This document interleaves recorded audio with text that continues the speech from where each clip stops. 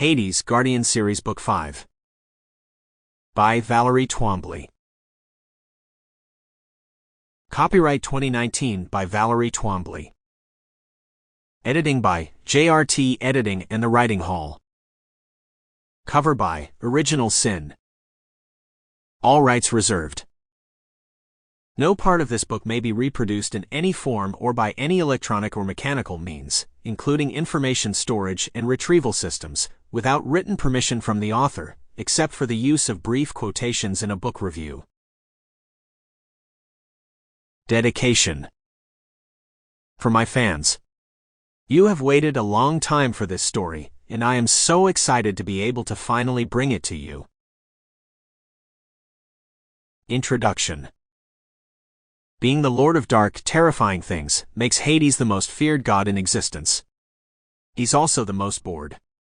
When the Guardians request his assistance, he is quick to grant it and make his way to the human realm. After all, creating havoc is what he does best.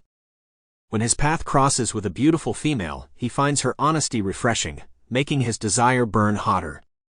It's when she summons him for a favor that he will finally get to name his terms. When tall, dark, and oh-so-sexy walks into her store, Mia suddenly finds herself marked by a god. Saddled with a curse that rips her world apart on a nightly basis, she decides bargaining with Hades to remove it might prove beneficial. Of course, requesting a favor from the Lord of the Underworld comes with a huge price. Namely, 30 days in hell as his guest. Hades is only out for some fun, but Mia isn't playing his games. She intends to get through her agreement despite the yearning she feels for him. Problem is, the longer they are together, the more she begins to see beyond the Lord of Evil, to the troubled man beneath. Now she must decide if he is worthy of the only thing she has left to give.